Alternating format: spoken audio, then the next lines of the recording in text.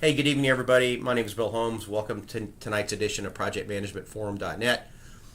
We're continuing our discussion on project management ethics and professional conduct. But before we get into the actual values, I wanted to talk to you a little bit about the world in which the project manager operates.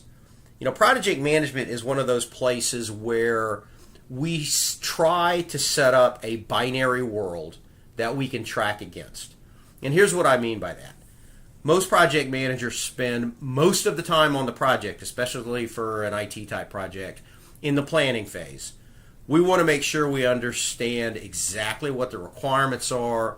We want to make sure we understand all the work required to deliver those requirements. We want to know on what day that work must occur. We need to know how much that is going to cost. We want to know the resources required to deliver it. And then at the end of the project, we want to be able to trace from those requirements to delivered functionality. And at any point in between, we want to be able to say, I am on schedule, I am on budget, and I am delivering the work as promised. That sets up for the project manager a very binary world, which is a lot different than a quantitative world that many people live in.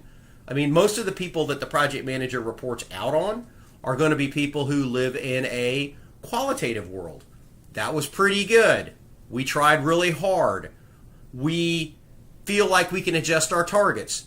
The project manager might think those things, but what the project manager always falls back on is my quality standard being met? If my quality standard is being met and I'm still not meeting the customer's quality standards, then I've got bad standards and I need to adjust that. My point here is the ethics and professional conduct feed into what I believe is a binary view of the world that project management forces through good project management principles. And so what that sets you up for then is the ethical responsibility to always report out exactly the status of the project. Now that can be challenging sometimes. If you go to my blog at www.projectmanagementforum.net, you'll see that I've written several articles on the fact that oftentimes organizations push against a project manager to sort of smooth bad information.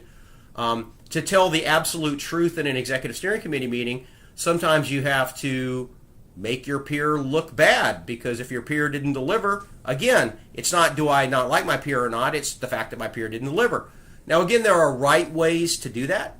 There are diplomatic ways to do that.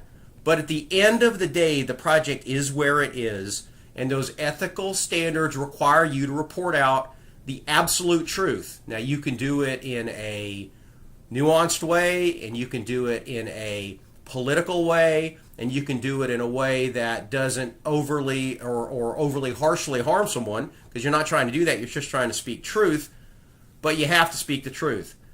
The difference would be if I got a project that's yellow on schedule, I better report it's yellow on schedule. If it's red on schedule and I report yellow, I've just breached my ethical conduct.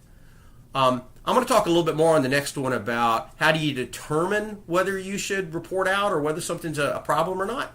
And that'll be the next thing we talk about. Hey, thanks for listening. Bye.